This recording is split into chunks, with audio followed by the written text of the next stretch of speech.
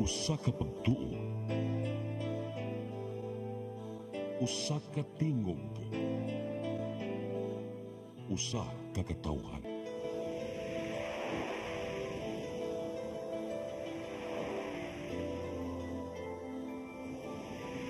Cebu Catholic Television Network.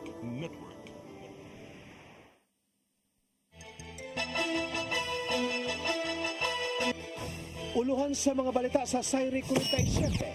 Sayon nga pagbutar sa mga senior ug OFWs karong umaabot eleksyon gipasalig sa Commission on Elections. Kapulisan sa dakbayan sa Sugbo mihulagway nga dili kalarma ang sunod-sunod nga mga kaso sa pagpamusi. Ang gitukod nga Bridge Park sa dakbayan sa Lapu-Lapu ablihan na sa publiko. Kapin 5 milyones pesos nga balor sa drogas ug armas na sakmit sa syudad sa Mandawi ug sa probinsya sa Bohol. Sugbo, Kabisayan ug Mindanao, Pilipinas ug katawhan kutot maabot atong Sibya sa tibuok kalibutan mayong hapon. Live kita karon sa CCTN Channel 47 ug kini ang tulumanon sa nagunang kasayuran nga angay natong masayran. Ako si Dennis Tabar. Tulumanon sa patas ng mga balita ug opinyon. Ako si Danica Caballes. Kini ang Sayri 47.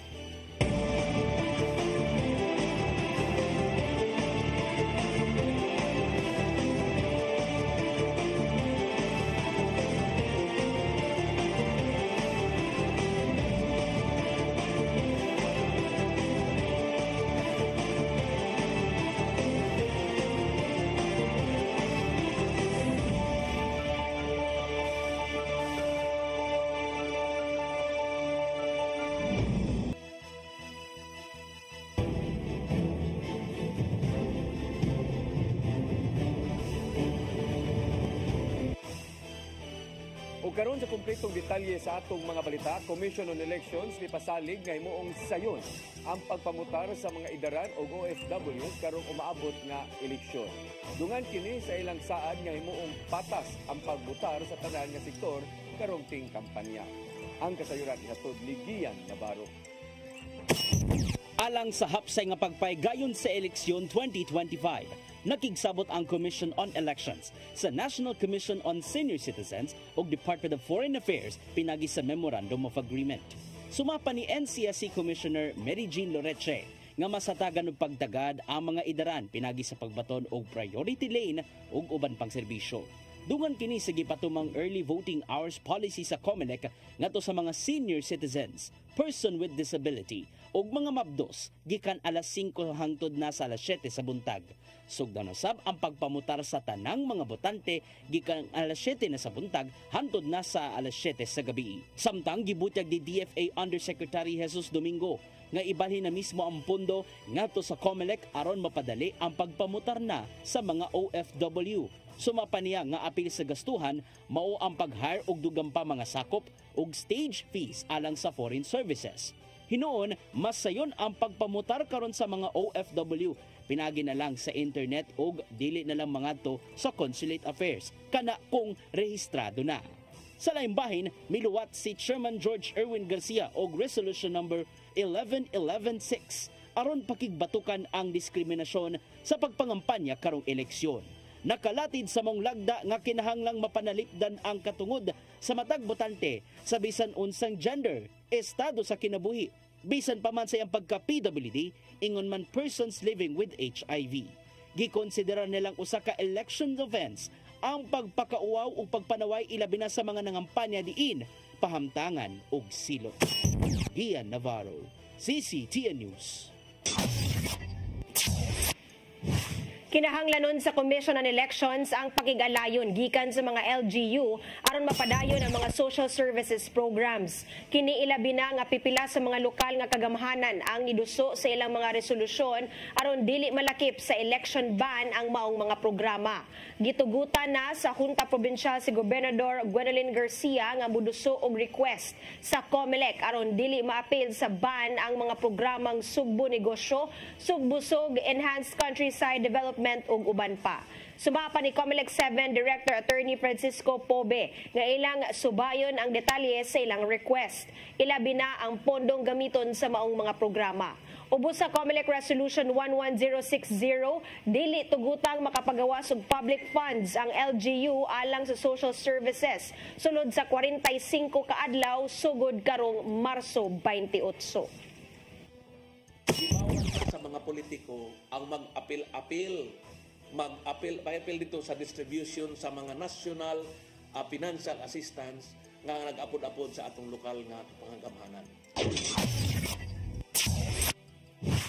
Kumilig Lapu-Lapu, adunay pahimangno kabahin sa negative campaigning tungod kay posible nga makasuhan ang kadtong mga nangdaot batok sa usa ka kandidato nga way kamatuoran. Ang kasayuran ihatod ni Crystal Joy Filerca.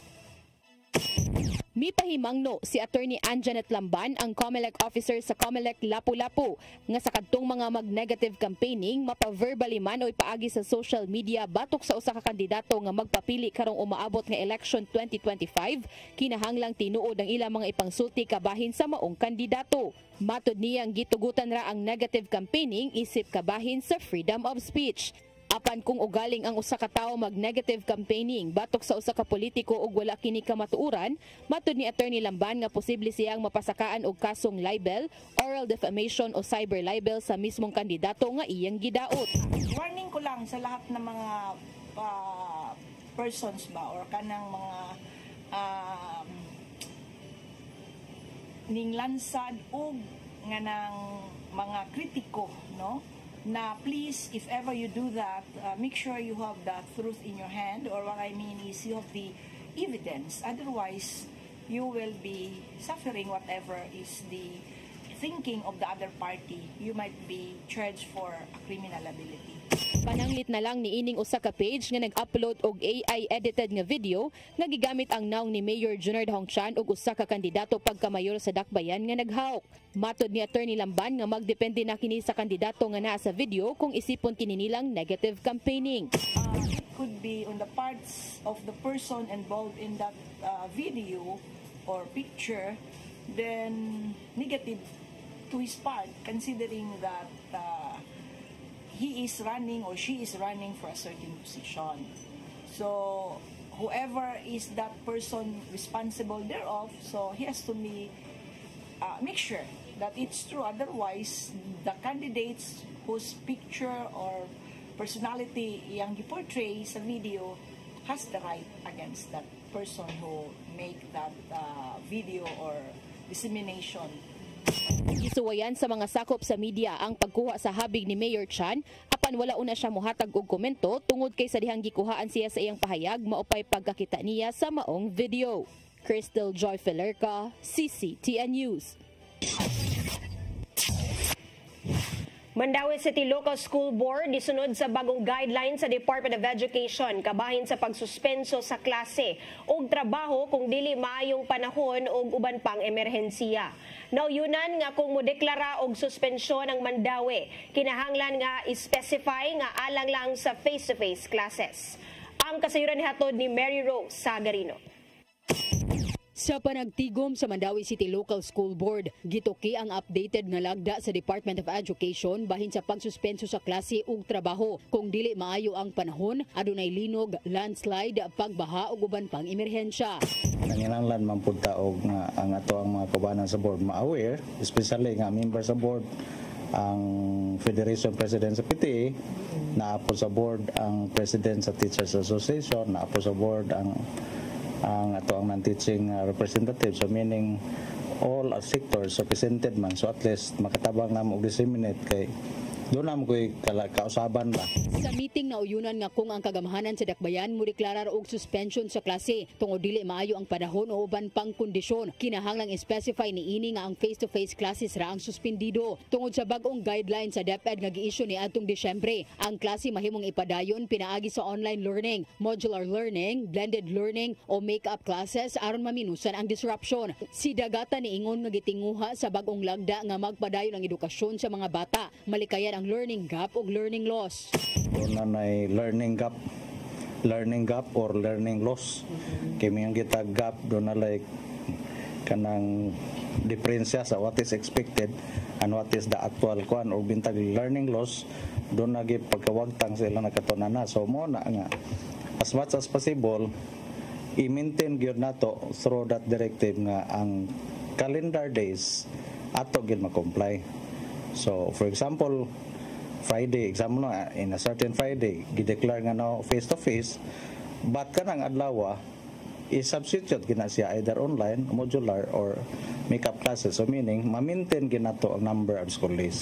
Ubos sa updated nga lagda, ang klase sa kindergarten na lang ang otomatikong isuspenso. Ubos sa tropical cyclone wind signal number 1. Ubos sa signal number 2. Isuspenso ang face-to-face classes gikan sa kindergarten hangtod sa grade 10. Hinuon ang mga estudyante sa elementarya ug junior high school mobalhin sa modular learning base sa ilang learning and service continuity plan.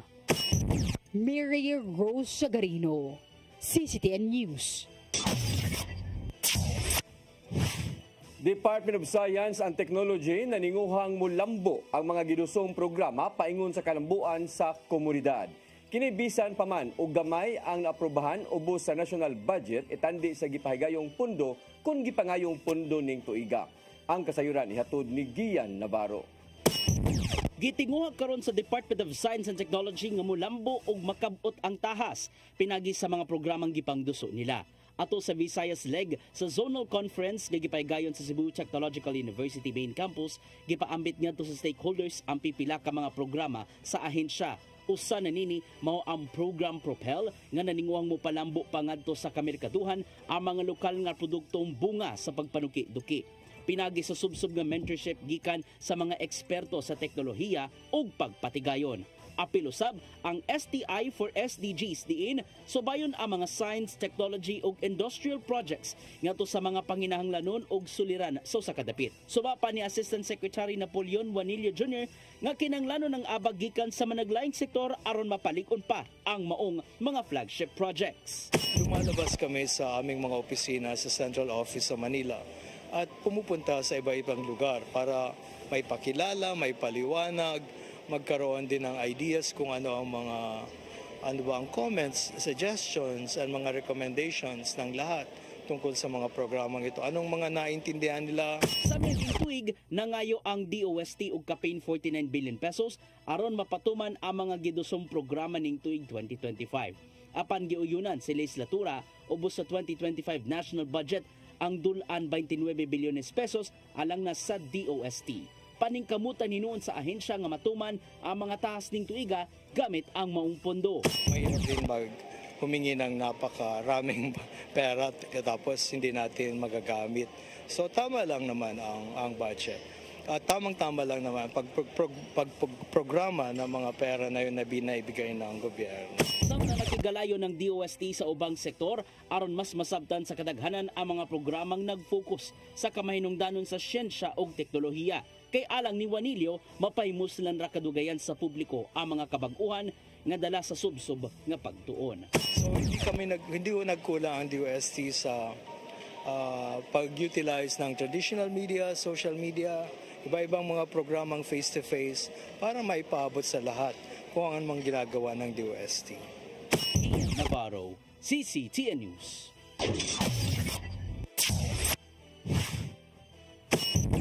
Mosunod, kapulisan sa dakbayan sa Subo, Mihulagway, dili ikalarma ang sunod-sunod nga kaso sa pagpamusil. Kana og daghan pa mga balita sa pagbalik sa Sayre 47.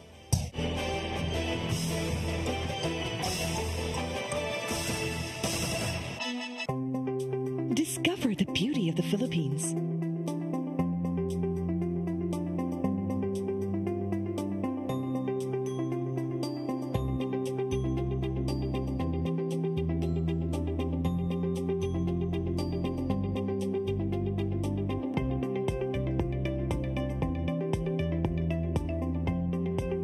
With Philippine Airlines, the country's flag carrier.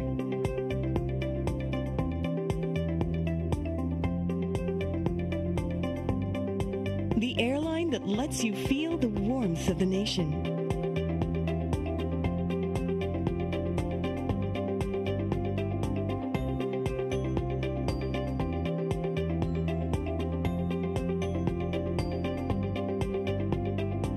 Mabuhay.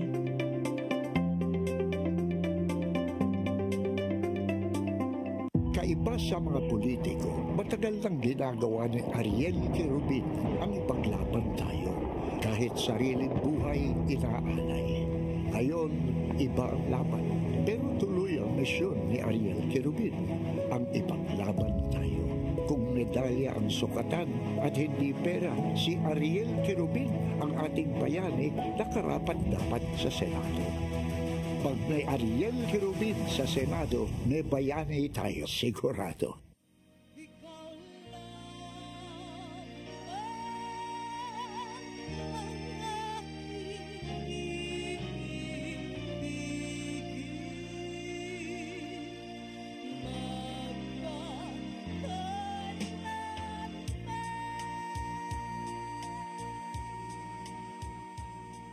Ami Filomeno, tubong Mindanilla, Cebu, graduado sa kursong dentistry. Apan, ang gugma sa pag-awit mo'y mipaswabi sa iyang kasing-kasing. Si Ami mo'y miawit sa theme song sa teleseryeng Siya ug Ako sa Kangit-ngit.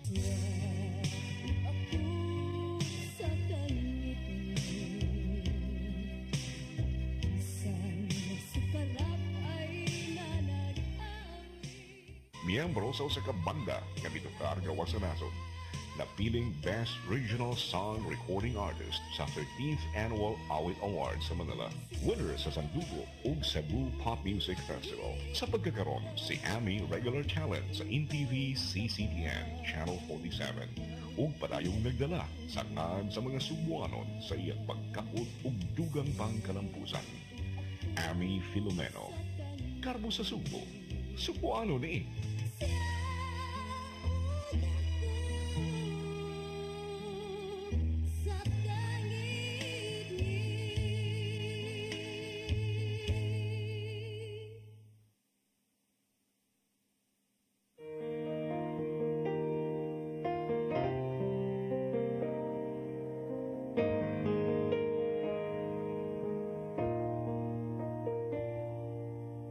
Heal me, O Lord, and I will be healed. Save me, and I will be saved. Heal me, O Lord, and I will be healed. For you are the one I praise. You are the one I praise. Sing it with me. Heal me, O Lord, and I will be healed. Save me, and I will be saved.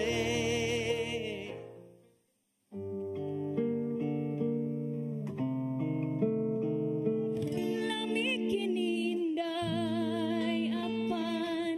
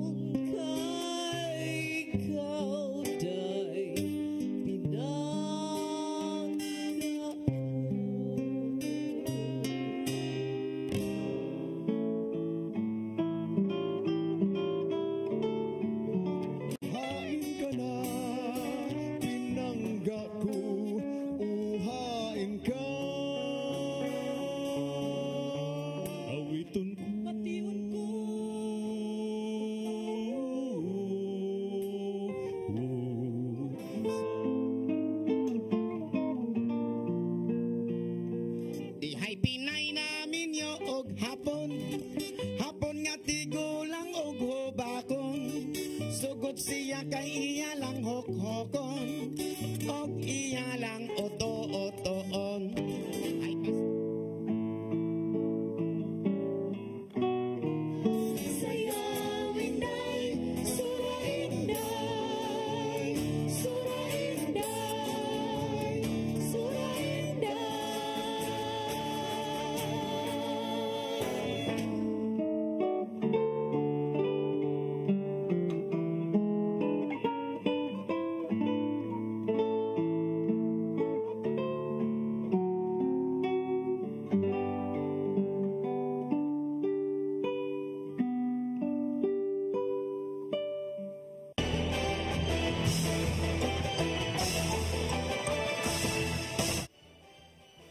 Balik sa ato mga balita, kapulisan sa Dakbayan sa Sugbo mihulagway nga dili ikaalarma ang sunod-sunod nga kaso sa pagpamusil sudlang sa 7 ka oras. Subsob ang kampanya batok sa loose firearms ug uplan katok himuon sa Cebu City Police Office. Ang kasayuran nihatod ni Arnold Bustamante. Human sa sunod-sunod nga insidente sa pagpamusil sa syudad sa Sugbo sa Biyaging Adlaw, di nakatala sila og 2 ka shooting incident ug usa ka accidental firing nga mikalas og 2 ka kinabuhi. Ang Cebu City Police Office may pahibaw nga dili kini makaalarma. Mato ni Police Lieutenant Colonel Maria Teresa Magatangay, Deputy City Director for Operations sa CCPO, nga sa mga sunod-sunod nga kaso sa pagpamusil isolated lang kini ug dili kini ikaalarma sa publiko sa lang pagpatuman sa kapsay kalinaw sa syudad. Ang labing dako nga insidente mao ag nahitabong pagpamusil sa Lucas Compound, Bayabas Extension, Barangay Punta Prinsesa sa Dakbayan Sugbo. Din 2 ka kinabuhi ang nakalas usaani ang usa ka retired US Navy. Iyang gipasabot nga sa 2 ka shooting incident ug accidental firing pulos na sulbad ang maong kaso, samtang ang usa nga nahitabo sa Barangay Buhisan ila kining nailhan ang suspitsado ug napasakaan na og kaso sa korte. First of all these incidents are isolated. There's no such thing as a certain what do you call this one organized or systematic whatever that might be forming in the minds of the public about these cases that are happening right now. Bisan pa man ini ang kapulisan sa Dakbayan sa Sugbo mopalambo pa ug mopakusog sa ilhang anti-criminality operations sama sa pagpatuman sa ordinansa sa Dakbayan diha sa mga barangay nga taas ang krimen nga nahitabo. Ang tumugtuyo nini mo ang pagpugong sa posibleng mahitabong insidente sa pagpamusil sama sa ilang gihimo nga offline galugad sa Barangay Mambaling, Dulho, Fatima ug Basak, San Nicolas. Naatay buhaton nga pagpangronda, patrolling, and enforcement of city ordinance. And the belief nga karing gitawag na to og broken glass theory. So for example, naigamay nga mga problema nga ri sa barangay nga dapata na to og violation sa mga ordinansa para dili na mo evolve into a more serious crime. Ngayon nga ila usab nga hingusgan ang uplan katok neto nga mga gun holder nga wala na ma-renew ang ilang lisensya. Awag sa CCPO ngadto na sa mga nagiyag armas nga wala na marehistro ang papel, labing maayo nga itahan lang una kini sa labing duol nga police station aron dili ma-subject sa operation. This is a fair warning to those nga mga bearer of firearms nga na-expire na og mga license nila. We will be strictly enforcing the law against them. So if I were them, they would start registering them katong mga na-expire na nga firearms licenses, and if they don't have the time to go through the process, I think it's of their best interest to deposit this firearms to the nearest police station. Ang tanang hepe sa 11 ka police station sa Dakbayan sa Sugbo, nagmeeting uban ni Police Colonel Enrico Figueroa aron mahatagan og solusyon ng krimen sa nangaging mga adlaw. Arnold Bustamante, CCTV. Gisubay na sa Presidential Anti-Organized Crime Commission kung aduna bay dakong tulubagon ang mga opisyal sa Dakbayan sa Lapu-Lapu sa issue sa Pogo. Kini may labot sa pagronda sa usa ka Philippine Offshore Gaming Operations Hub niadtong Agosto 2024 sa Barangay Agos, Lapu-Lapu, diin 17 ang nadakpan. Suma pa ni PAOK spokesperson Winston Casio nga lakip sa ilang gisukit-sukit mao kadtong mga nag-issue og permit sa pipila ka mga establishmento. Dugang pa ni Casio nga adunay dakong responsibilidad ang local government unit bahin sa pagluwat og permiso maong hayan kining subayon. Maong dili nila madawat ang pagdepensa sa giingong walay kasayuran ug kalambigitan ng LGU nganong nitumaw ang maong illegal nga negosyo sa ilang dapit. Samtang gisalig ni Mayor Ahong Chan ang maong issue ngadto sa korte tungod kay nagpadayon man ang hearing bahin sa pagtumaw sa Pogo Hub. Para na po walay kalabigitan ang mayor sa mga we have a group na gitahasan to do the inspection for all the businesses, no? Kita mo pirma kung sa gidusok gikan sa OBO, City Engineering, sa Bureau of Fire, because there is a team to do the inspection. Ablihan na sa sunod semana ngadto sa publiko ang bag-ong gitukod nga Bridge Park sa Dakbayan sa Lapu-Lapu nga nahimutang ilawom sa una nga Mactan-Mandawi Bridge. Apan pipila pa lang kaadlaw sa di pa kini ablihan, padayon pa kining gitrabaho tungod kay wa pa kini nahuman. Ang kasayuran ni hatod ni Crystal Joy Filerca. Ablihan na sa publiko karong Pebrero 26 ang kaniadtong gitawag nga Senior Citizens Park o karon gihimo ng Bridge Park sa dakbayan sa Lapu-Lapu nga nahimutang sa ilawom sa First Mactan-Mandawi Bridge. Apan unom ka adlaw sugod karong adlaw sa di pa kini ablihan, wa pa kini nahuman ug nagpadayon pa ang pagtrabaho niini. Ang Phase 1 sa mong proyekto adunay budget nga 40 million pesos gikan sa Department of Budget and Management ubos sa Local Government Support Fund. Ang Phase 1 nakatutok sa mga concrete works, pagpasuga o pagpalit sa playing equipment. Niadtong Hunyo tuig 2024 kini gisugdan sa pagpatrabaho ug niadtong ikaduhang semana unta sa Pebrero gikatakdang mahuman ang maong proyekto. Apan matod ni Engineer Marco Luis Pata sa City Engineer's Office ug ang person in charge sa mong proyekto nga usa sa nakalangay niini mo ang dugay nga pag-abot sa mga playing equipment nga nagikan pa sa Netherlands. Naabot na ang play equipment December. However, na-release sa customs sometime mid-January. Okay. So you can understand the delay niya. Dili man na siya dali-dali ma-install. It takes also a month to install. Matod ni Mayor Junard Hongshan nga ang maong playing equipment nga nagikan sa maong nasod mo ilang gipili sa dihang gipapili sila sa kontraktor tugod kay lig-on kini, barato ug mas importante kaniya nga adunay warranty. Positibo ang mayor nga sa adlaw sa pagbukas sa Bridge Park, mahuman na ang Phase 1 niini.